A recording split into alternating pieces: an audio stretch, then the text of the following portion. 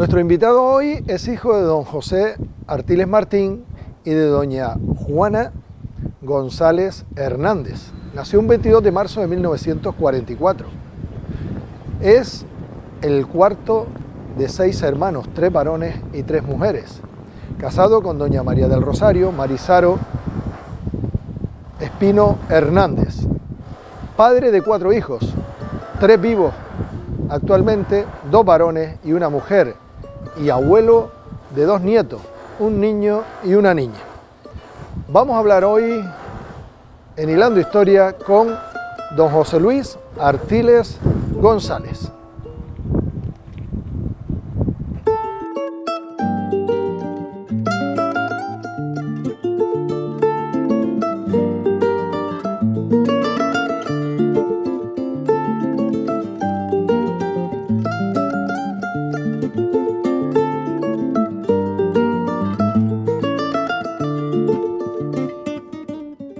Buenos días, José Luis. Buenos días. Larinaga, para charlar contigo en estos minutos en este Hilando Historia. Y antes de hablar, estamos en una zona donde tú precisamente pasas horas de trabajo, ¿no? Sí, media vida, o toda la vida aquí, siempre, en este a modo de tallercito que tengo, ¿no? Y el paseo diario me subo para arriba y a pintar se ha dicho, con el pincel en la mano todo el día. Actualmente, pero vamos a retrotraernos en el tiempo y irnos hacia tus primeros pasos por tu Agüimes natal, ¿no? Yo nací en el San Antón, en la plaza del San Antón, donde justamente tengo un mural que es titulado El Pilar, que me lo encargó en su momento Antonio Morales, hace ya muchos años, ¿no? Bueno, de General Franco a Progreso hay un cambio importante, sí, ¿no? Sí. Bueno, pues progresando estamos y vamos avanzando en este Hilando Historia. Naces ahí, eres el cuarto de 6 hermanos. 6 hermanos y yo el cuarto, sí. Bueno, ¿qué recuerdas tú de esos años por el San Antón? Porque tú habitualmente, ¿dónde compartías esos momentos de alegría, de juego? Bueno, en el San Antón, y aunque parezca mentira, ¿no? En la plaza de San Antón, que antiguamente era donde existía el pilar, donde nos surtíamos de agua, nuestros padres nos mandaban a buscar agua para beber, y había un pilar permanente. Y entonces en aquella zona hacíamos partidos de fútbol. Antes aquello no estaba alquitranado, no estaba asfaltado, sino eran todo de piedra, de callados, ¿no? Entre los equipos que habían de abajo del ejido y los de la plaza y nosotros de en medio del pueblo de San Antón. Y entre esos 3 equipos siempre hacíamos grandes partidos ahí, ¿no? Amigo más íntimo, uno de mis mejores amigos murió hace un par de años, que era Vicente Alemán Santana. Vicente Alemán, hermano de Bori, de Pepe, de Antonio. Han muerto todos esos hermanos, ¿eh? Vivíamos en la misma calle. Y también Paquillo Acosta, que también trabajó en el ayuntamiento y después ya al final de su vida perdió la vista y trabajaba en la 11. Prácticamente mis amigos era Pancho el de Justa, que aún vive, Justita la panadera, Pancho, pues también era de mis amigos. Constante, ahí no dejaba de manar agua, ¿no? Sí, exactamente.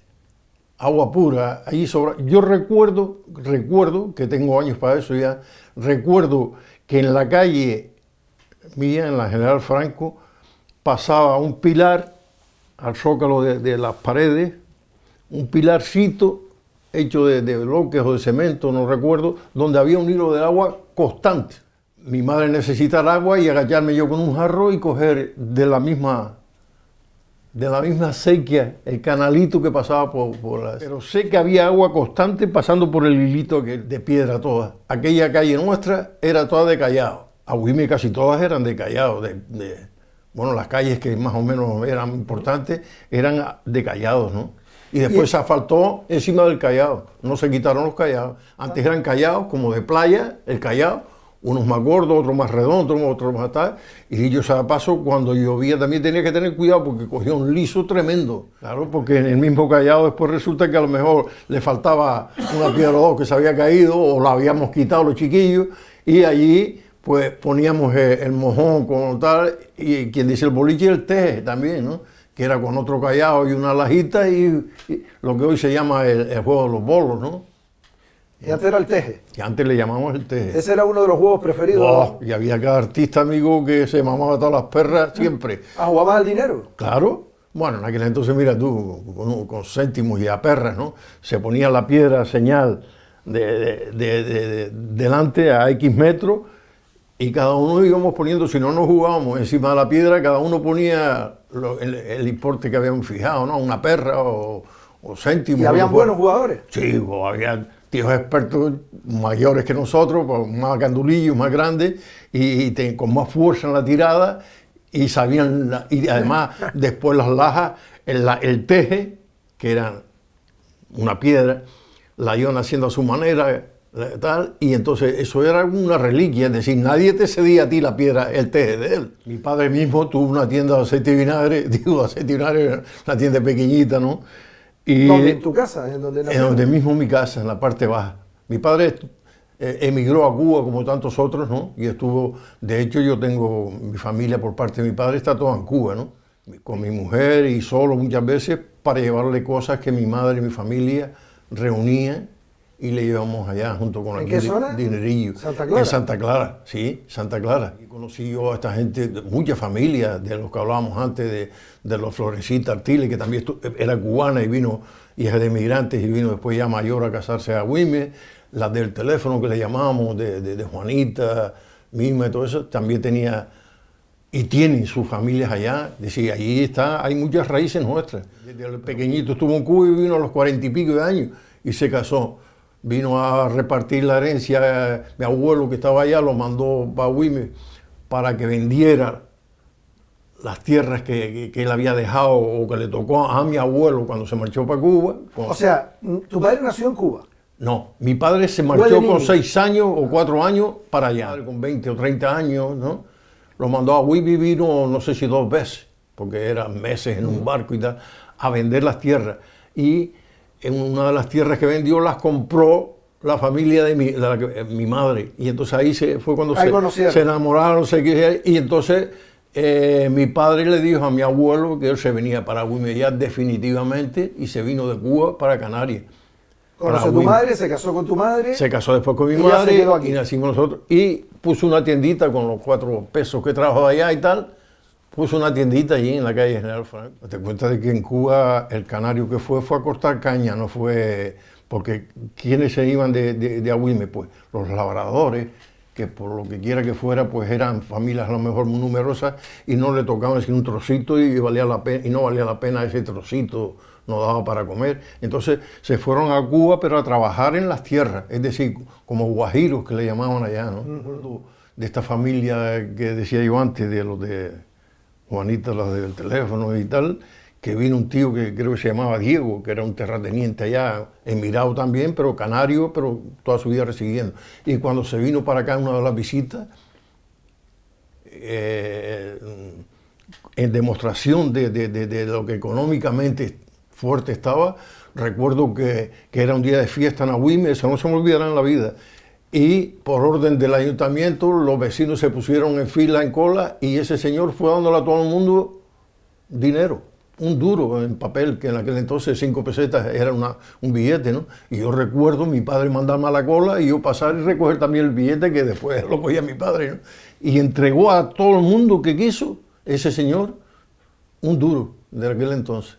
En gratitud también, porque era de Güemes, era güemense y tal, y en aquel entonces pues la cuestión económica pues no era muy boyante, porque Güemes siempre fue un pueblo laborioso, sí, pero con escasos recursos, nada más que basado todo en la agricultura, ¿no? La labranza, ¿no? Entonces la labranza daba para comer. Mi padre me mandaba, por ejemplo, a traer de abajo de la tienda de Lucas Ojeda o de Salvadorito Ruano, donde está el burro en la plaza.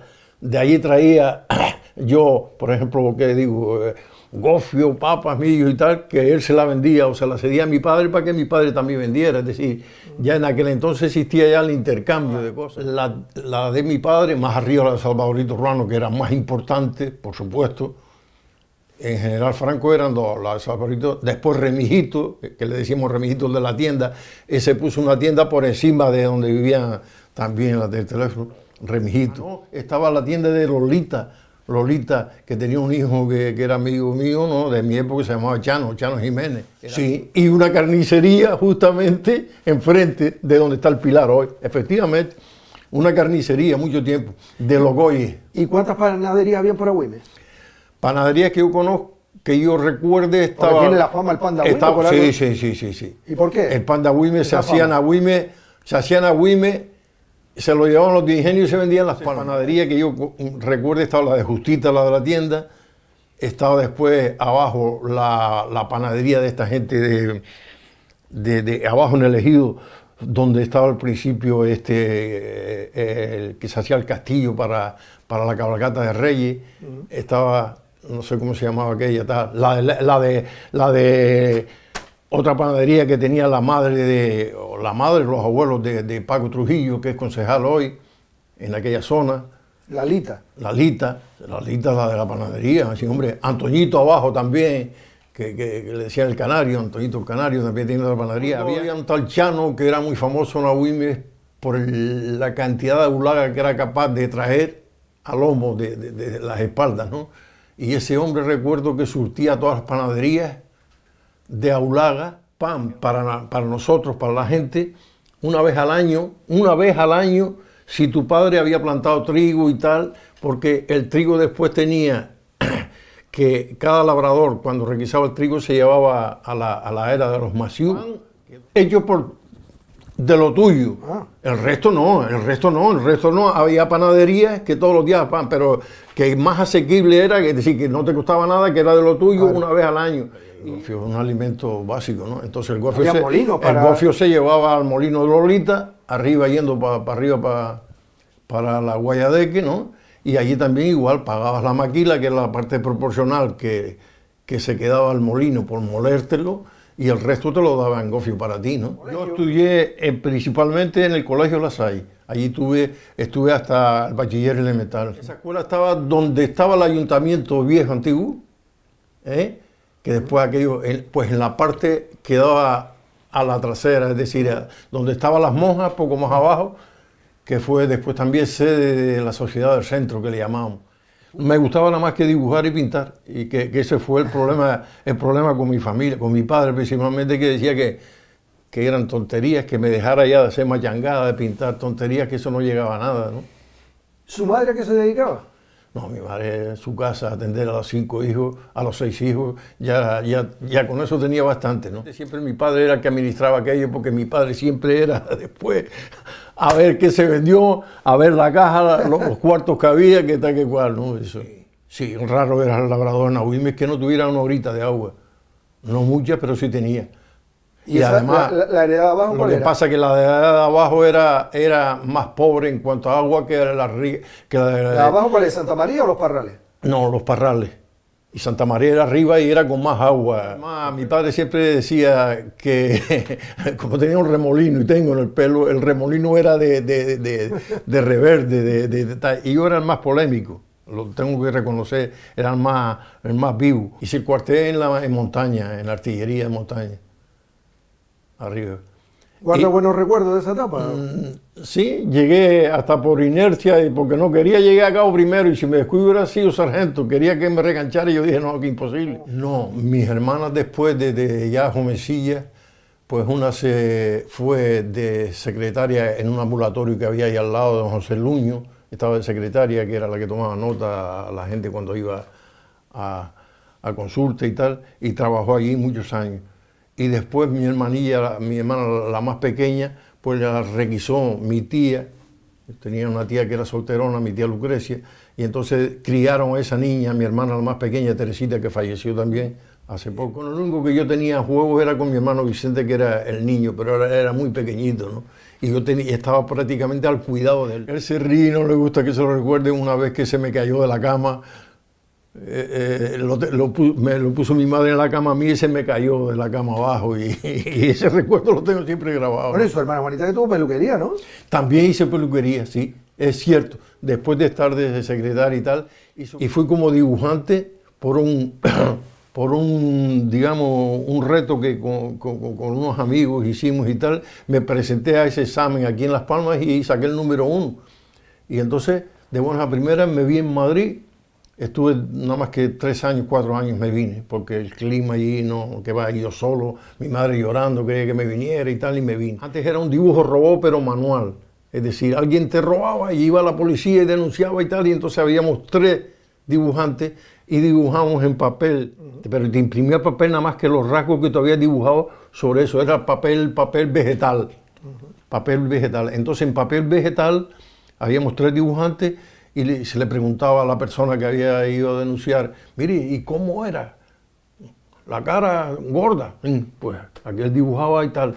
Claro, llegaba un momento en que ya todo eso lo íbamos guardando también porque nos servía para futura tal. O posponía encima de otro, como era todo transparente y nada más que el rasgo y tal, pues tú ponías la nariz y más ojos tal, y más o menos ibas a estar. Entonces ya con eso más o menos que te decía, sí, se parece, pues de ahí se sacaba la foto y se hacían los pasquines, digamos, para decir, que se ponían en los bares, en los comercios. Se busca, ¿no? Se busca. Y los salvadores le llamaban, bueno, había el bar y el cafetín, pero normalmente del cafetín al bar yo no le vi diferencia ninguna, porque, por ejemplo, en el cafetín de Abelardo, que era de los Abelardos ahí en la calle Moral,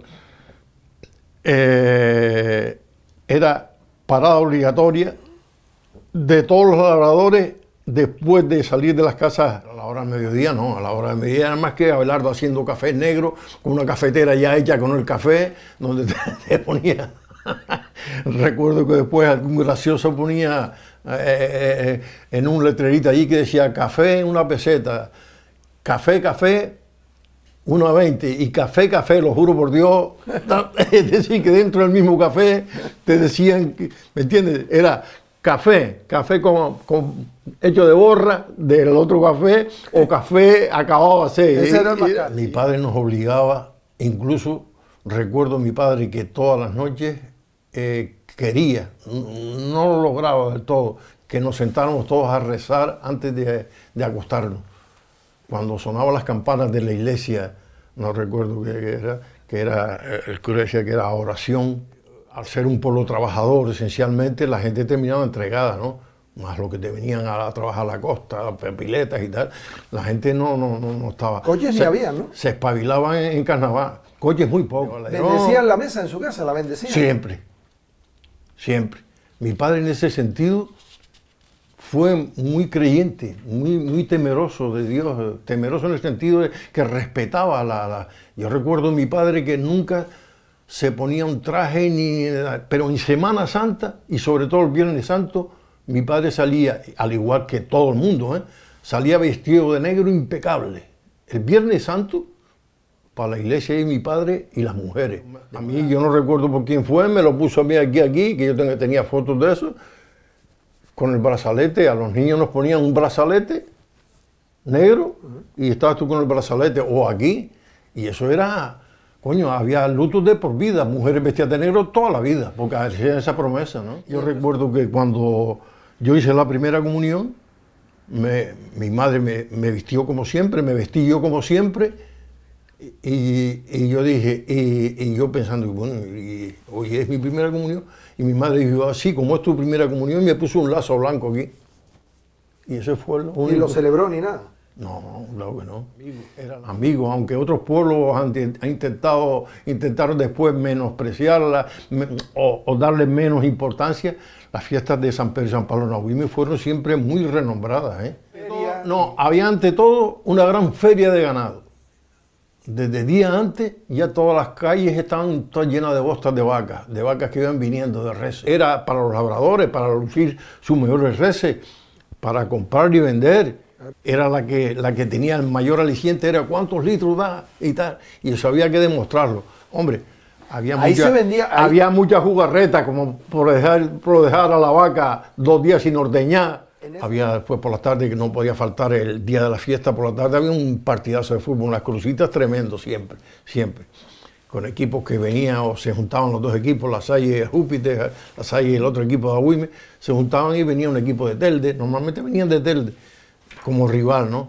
Esa era la cuestión deportiva por la tarde. Y lucha, ¿no? Lucha canaria en la plaza arriba, donde está la Casa de la Cultura hoy, ahí había unas luchadas tremendas. y se llegó a luchar partidos de balonmano, que yo participé muchas veces, frente a la plaza, en la plaza abajo. Los bailes más importantes de la UIME, hay que reconocerlo, ha sido en carnaval siempre. Aunque los medios no eran los de ahora, es decir, los vestuarios eran tu madre que te dejaba los zapatos, no sé quién, o la falda de tu hermana, ¿me entiendes? Nos buscábamos la vida, no hoy que te vas a un centro comercial y te sales equipado de pirata, de arriba abajo, o sales, no. ¿Pero iba con la cara tapada o no? Pero bueno, era un amigo que bebía mucho, en carnavales siempre se tal, cogía unas trompas tremendas, y recuerdo que estábamos en el casino de arriba, en la sociedad de arriba, en el bar, había un grupo de amigos y fuimos a tomarnos un refresco y estaba este amigo con la careta, la tenía puesta así para poder beber, ¿no? Pero con una trompa tremenda que no se mantenía en pie y yo estaba al lado de él y le dije, hola fulano, porque lo conocí.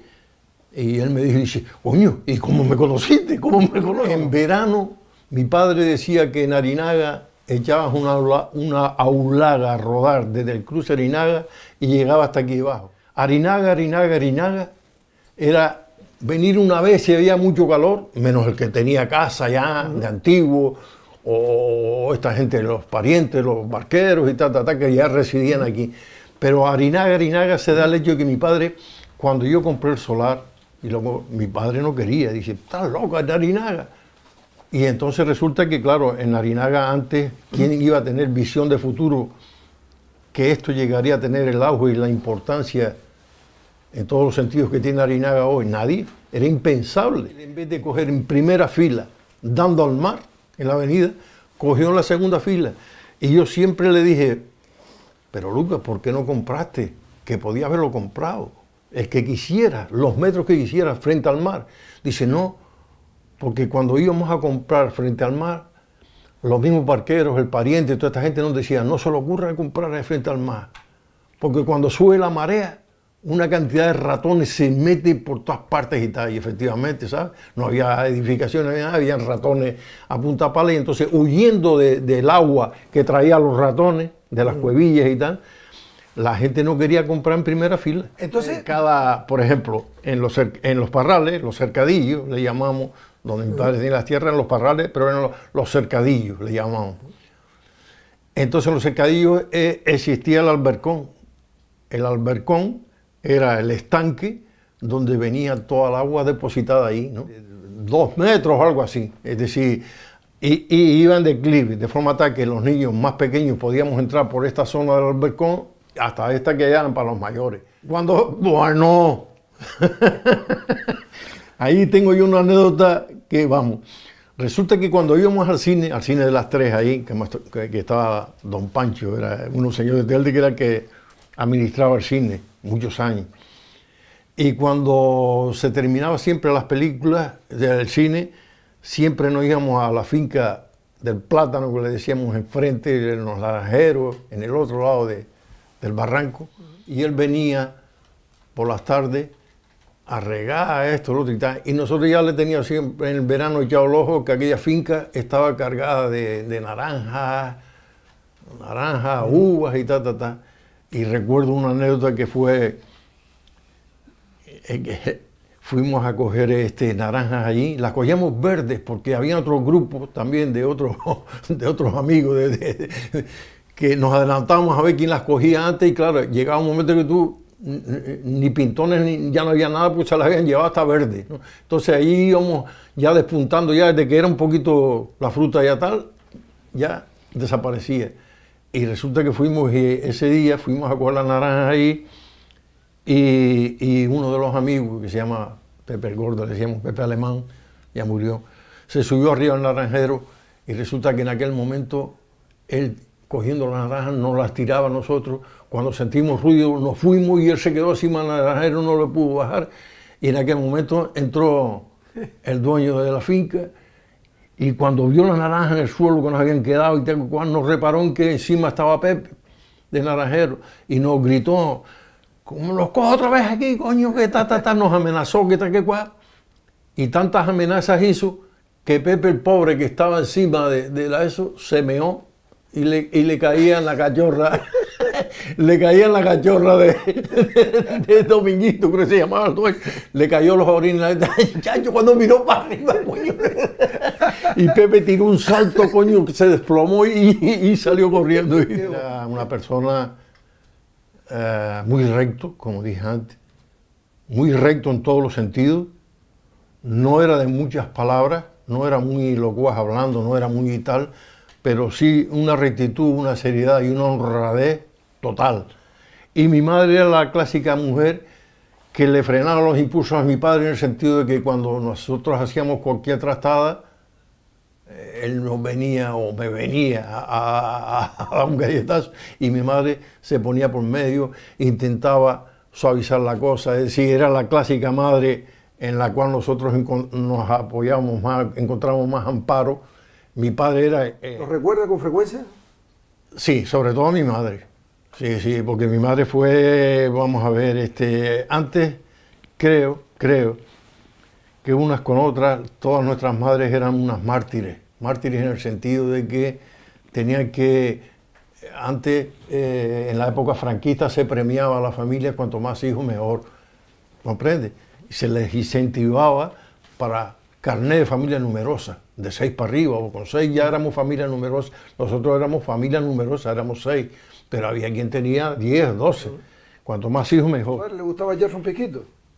Mi padre, como tenía también en la trastienda, en un lado de la tienda, también despachaba sus rones, ¿comprende? Tenía su clientelita fija al mediodía. ¿La bebida principal que era el ron? Allí Sí.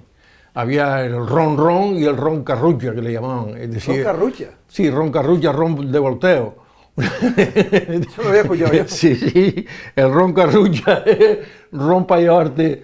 Te tomabas un ron de eso, te volvías loco y tenías que llevarte en una carrucha o salías volteando, ¿no? Sí, refrescos eran todos, venían de Las Palmas, estaba el Vaya Vaya, el Siete Macho, que es el clásico Sevenat, le decían Siete Macho, que es la traducción, Sevenat, Siete Macho, el Vaya Vaya, el Clipe siempre fue nombrado. Que hicimos una vez por el Colegio La Salle, nos dieron a cada uno o a cada dos una botella de agua.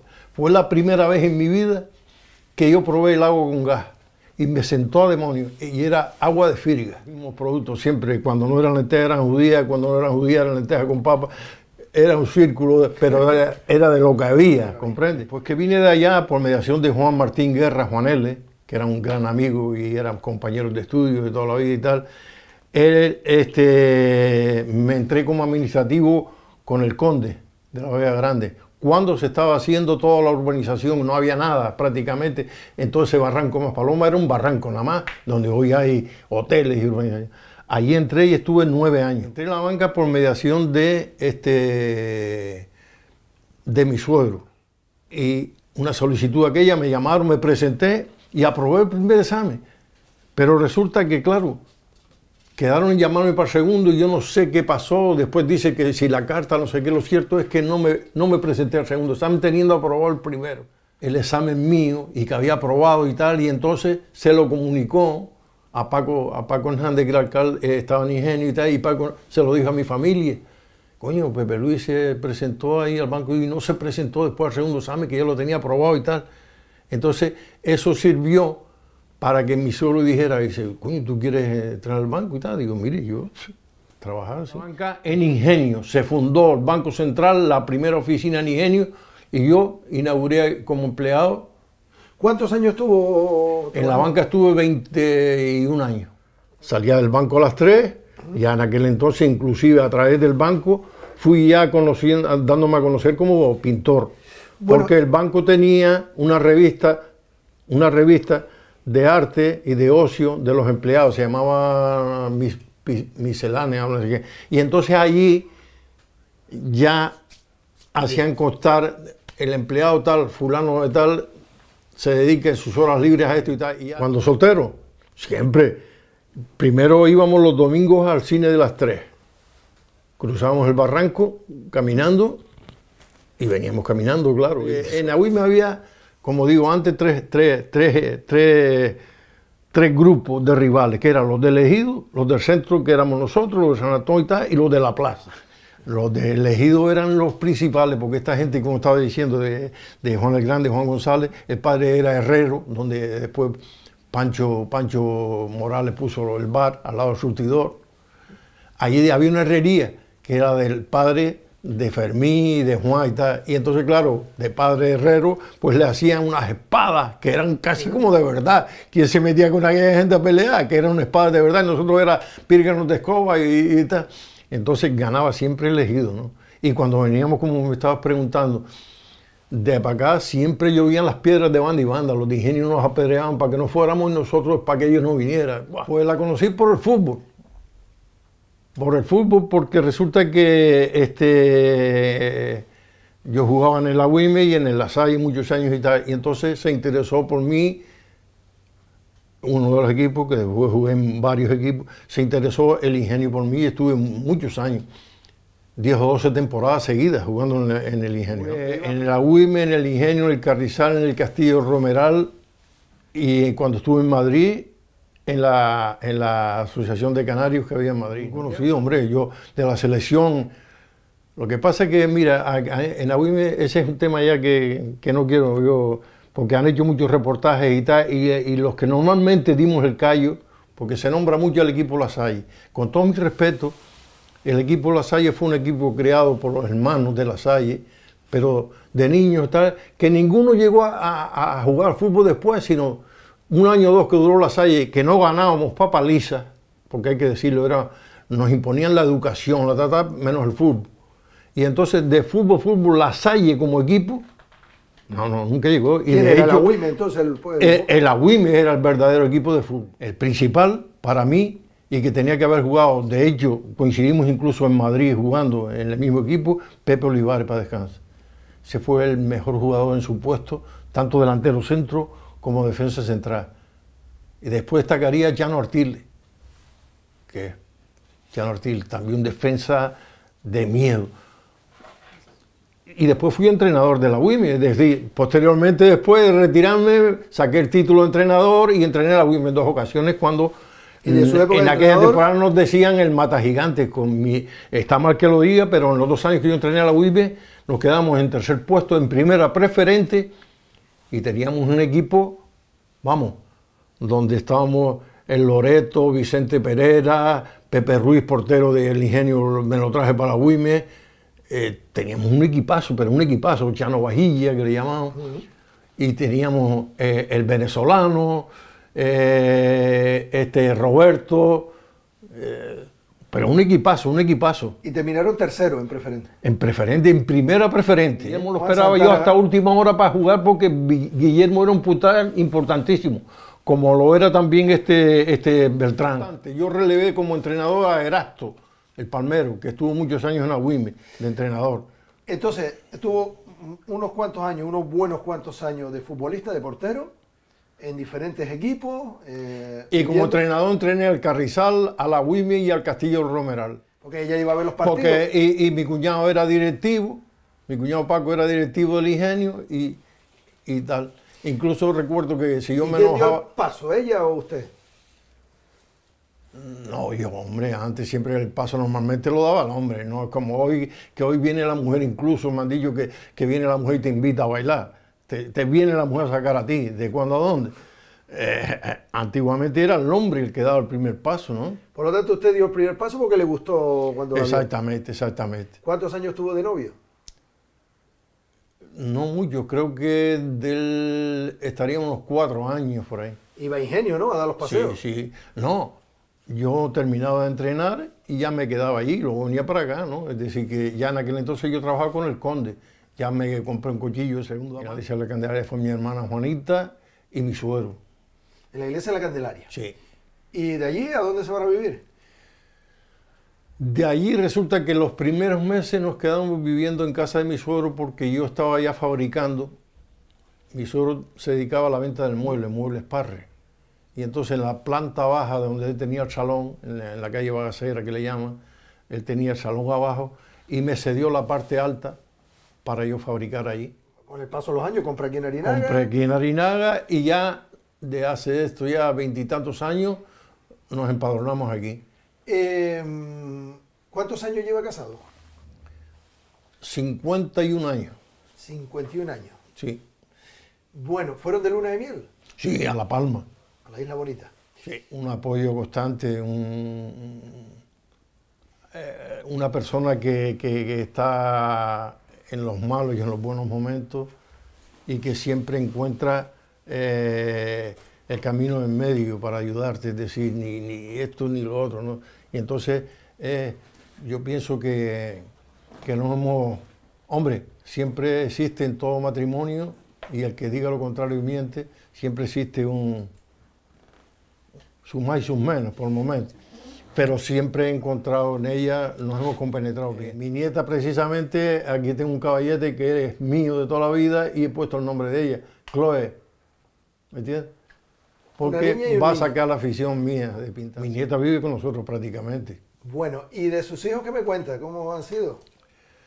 Mis hijos, mi hijo el mayor, trabaja hoy en una ferretería, ¿no? Importante, Ronández, y le faltaba muy poco estaba en la universidad, le faltaba muy poco para terminar la carrera empresarial. Conoció a la pareja, después tuvieron el niño y al final, sinceramente, más que hijos, somos amigos. Amigos en todos los sentidos, es decir, ellos nos tratamos como amigos, ¿no? No hay secretos entre nosotros, hay una comprensión total y un amor infinito, ¿no? ¿Sus comienzos fueron difíciles? Sí, porque antes el que tenía una caja de lápices de colores era el rey, ¿no? ¿Me entiendes? Es decir, que los comienzos eran difíciles por la escasez de medios y entonces no era lo que hay hoy. Y aparte de eso no tuve tampoco, como dije antes en la conversación, no tuve el apoyo necesario por parte de mi padre, que consideraba, quizás yo respeto esa opinión y quizás en medida también la comparto, dada la situación en que se vivía en aquellos momentos, ¿no? De escasez y tal. Él consideraba que dedicarme a la pintura era perder el tiempo y tal. Fui, y creo que seguimos siéndolo yo y Juan González. Yo no conozco más pintores. Y en la época en que yo me inicié en la pintura, solamente existía, pero eran aficionadillos así como hobby, a Felodi, Ingenio y Manolo Mer. ¿Recuerda su primera exposición? Mi primera exposición fue en el Salón Dorado del Ayuntamiento de Agüime, donde vendí mi primer cuadro, que ya es capítulo aparte. Ese primer cuadro costó en aquel entonces 2.500 pesetas, lo cual equivale hoy a unos 10 o 12 euros o algo así, ¿no? Aquel entonces tenemos que tener en cuenta de que el sueldo era 700, 800 pesetas al mes. Yo pedí por un cuadro 2.500 pesetas, eso era un dineral, ¿no? ¿Y se lo pagaron? Sí, claro, y recogido en acta porque yo era menor de edad. ¿Pero quién lo compró? ¿Alguien de fuera? No, lo compró el Ayuntamiento de Agüime. Y ya ese tema, que fue este cuadro que está aquí. Este cuadro me lo pidió años más tarde, que esto tiene una anécdota un poco tal. Este cuadro me lo pidió Paco Tarajano para la portada de este libro, ¿me entiendes? Yo calculo en murales solo, porque hay que diferenciar pintura al óleo a murales que están en cementerios, en plazas públicas y tal. Yo creo que en murales unos 80 por lo menos, porque yo tengo también murales en Cuba, en Argentina, en Venezuela, en Croacia, a través del Cabildo y tal. Y en cuadros le perdí la pista porque yo los tenía censados antes, hasta que después el Cabildo me pidió una vez para hacer unos almanaques que por ahí me los pidió Antonio Morales un par de años, para nuestro presidente, para hacer unos almanaques. Y yo tenía unos 400 y pico cuadros al óleo. ¿El interés por los murales cerámicos cómo surge? Eso fue, nosotros viajamos mucho, gracias a Dios, me lo podía permitir yo y mi mujer, y en uno de los viajes que hicimos en Checoslovaquia, recuerdo que fuimos a las afueras de Praga, que es la capital, fuimos a ver unos conventos que había de la época de la Segunda Guerra Mundial que estaban derruidos, todos bombardeados, es decir, que no los habían rehabilitado, sino los dejaron tal y como quedó después de la guerra, los bombardeos. Y me asombré en ver en los pasillos de aquel convento cómo había unos murales en cerámica, en azulejo, intactos, impecables. Y entonces el guía nos dijo que aquella gente, los mismos que habían bombardeado y tal, habían procurado no romper aquella obra porque y bombardearon por los lados y tal, y se quedó aquellos murales, y aquello me impactó. Está en que el cuadro, pintando Matías, que era pintor de paredes, Nahuimi, Matías, pintó el cuadro sin querer, y entonces Rigoberto, que estaba de concejal en aquel entonces en el ayuntamiento, me llamó y me dijo, dice, José Luis, ¿por qué no coges un cuadro que hay allí en el ayuntamiento, el que hiciste tú, que te compró el ayuntamiento y tal, y mira a ver si le puedo quitar las manchas y tal, que igual? Y yo le dije, sí, yo me paso un día por allí, lo miramos y me lo llevo y tal. Y no pasé, porque en aquel entonces yo estaba en Ingenio ya, ¿no? Entonces, ¿qué pasa? Que al tiempo, en el trasiego del cambio del ayuntamiento viejo al nuevo, al actual, me entero que el cuadro se había perdido. Y entonces Rigoberto siempre, unas veces en broma y otras menos, me decía, qué bien estuviste, fuiste y te llevaste el cuadro para rectificarlo, para quitarle las manchas y te quedaste con él. Y por más que yo lo porfiaba, digo, pero Rigoberto, ¿cómo me voy a quedar yo con un cuadro? Es como tú decirle a un carpintero que robó una silla. ¿Cómo va a robar un carpintero una silla? ¿Cómo un pintor va a robar otro cuadro? Lo hago igual y ya está, además. Lo hice yo. ¿Y cómo? No, tú. Bueno, pues ¿quién te dice a ti que 20 y 25 y casi 30 años después me llama mi hermana Juanita de Agüime y dice, ven aquí a la casa de la mujer de Agüime para que veas, que te vas a quedar asombrado cuando entres y veas el cuadro que hay expuesto ahí. En la casa de la mujer de Agüime, que apareció este cuadro, ahora unos 5 o 6 años, se reunieron varias mujeres de Agüime y tal, y pusieron un telar. Y resulta que cuando entro, lo primero que me tropiezo es este cuadro ahí, y estaba Paqui Domínguez y Antonio Morales mirando el cuadro. Y me dijo Antonio, dice, coño, qué bien pintabas tú. ¿Cuándo lo hiciste? Digo, tenía 14 años. Digo, pero esa no es la pregunta es que este cuadro ha estado desaparecido 30 años. ¿Quién trajo este cuadro aquí? A los 2 días yo seguí insistiendo con Pepe Artiles Rodríguez, que era el secretario. Pepe, necesito saber quién tiene ese cuadro, porque el cuadro después terminó aquella exposición y se llevaron el cuadro. Ni Vicente Hernández, que estaba en la Casa de la Cultura, que fue el que me pidió permiso a mí por parte de Paco Tarajano para insertarlo, me quiso decir nada. Un secretismo total. Digo, aquí hay gato cerrado. El cuadro lo tenía, se lo llevó uno de los señores que fue alcalde en Agüime en una época, y lo tenía la mujer, muerto él ya, lo tenía la mujer en su casa. Yo iba a denunciar el hecho en el juzgado, y Fran, el que está en el juzgado de juez, se interesó por el tema y descubrió quién lo tenía y logró que esa persona lo devolviera al ayuntamiento. Hoy ese cuadro está otra vez en poder del ayuntamiento, que es el dueño verdadero de ese cuadro. Y ya te digo, hubo que hacerle por lo visto una réplica hecha a impresión digital, no sé qué, porque encima la persona pedía con todo su cinismo de que tenía que tener una recompensa por los años que estuvo custodiando el cuadro. Es una casa que hay de antigüedades, entrando a San Mateo a la izquierda, había un museo ahí, y ese hombre, cuando yo me dedicaba a pintar en el sur con el amigo Valladares, que era tallista de madera y tal, pintaba yo, me dediqué también a pintar para los hoteles y tal. Y en una de las exposiciones que yo tenía en un hotel, en el Palm Beach, llegó ese hombre y me dijo, dice, quiero ese cuadro, ese, y se llevó 2 o 3 cuadros. Y entonces me dijo, dice, ¿cuándo puedes tener más cuadros del mismo estilo que este y tal? Digo, mire, cuando usted quiera. Los cuadros, te puedo decir que eran cuadros de estos rápidos, para mí no tenían ese gran valor, porque yo lo hacía para el turismo, y lo hacía a 4 rayitas, con una palmera, esto, lo otro, y ta. Pues este hombre estuvo un tiempo llevándose los cuadros, y un día me dijo, dice, mira, te sigo comprando cuadros con la condición de que no los firmes, sin firma. Entonces aquello me dejó un pedazo, coño, no quiere que yo lo firme. Entonces le dije a Valladares, el compañero, y tal, ya, qué raro este hombre, se lleva todos los cuadros, me los paga religiosamente, pero sin firmar. ¿Y sabes cuál era lo que descubrí después? Bueno, me lo dijo él, porque yo, curioso, le dije, me dijo, mire, no es por nada, estoy contento que usted me compre los cuadros, pero no comprendo por qué no firmarlo. Entonces me dice, no, mira, esto no tiene truco ninguno. Yo sé que estos cuadros no son gran cosa y tal, pero es exactamente la técnica de un pintor muy famoso alemán.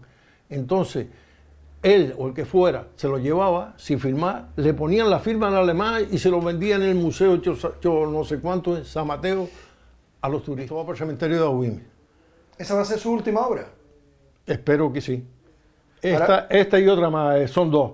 Para el centro del cementerio, porque me comprometí con el cura ahí, o el cura me comprometió. Yo encima que no soy muy de iglesia, llevo una raya haciendo cuadros para cementerios y para iglesias que, vamos. Mira, gracias a Dios, a nivel de población, de pueblo, de gente, sí. Me siento súper valorado por el pueblo, por la gente de a pie, no el que va en coches oficiales, por la gente, por el vecino de a pie. Valora mi obra y me tiene en consideración. Pero a nivel después de políticos te diré que me siento bastante defraudado, porque mira, casi todos los pueblos tienen su página web, donde de cara al visitante se van por internet y ven todo lo que es visible, todo lo que es digno de ver dentro de un pueblo. Se lo he dicho varias veces a Suso Trujillo, le he dicho 20 veces de por qué no hacen una página, no para mí, sino para mí, para Juan González, para escultores, pintores, ¿me entiendes? Que de cara al visitante no tengan que preguntar esto quién lo hizo, sino que ya haya visto de antemano por internet y eso va en beneficio propio no solo una publicidad de Agüime, sino Agüime, que tanto hemos presumido siempre de que es un pueblo cultural 100%, la cuna de la cultura del sur es Agüime. Pues oiga, ponga usted esa página ahí y tal. Entonces, ese es el tal. Y también te digo, hay un mural que yo puse aquí en la Disa, que yo se lo había dicho a ustedes para que el día que lo inaugurara, ese mural se lo ofrecí yo al Ayuntamiento de Agüime gratis, ese mural en su momento fue hecho para Gran Tarajá, Fuerteventura. Con motivo de la pandemia, pues no, yo tenía que desplazarme, no podía hacer porque estábamos en pandemia y tal, y se fue posponiendo eso. La de San Nicolás también estaban muy interesados, y al final yo opté por brindárselo a Agüime. Me hicieron ver 8 sitios diferentes. No, aquí no puede ser porque dice el técnico Frank que no puede ser, que no puede ser, que no puede ser. En ningún sitio podía ser.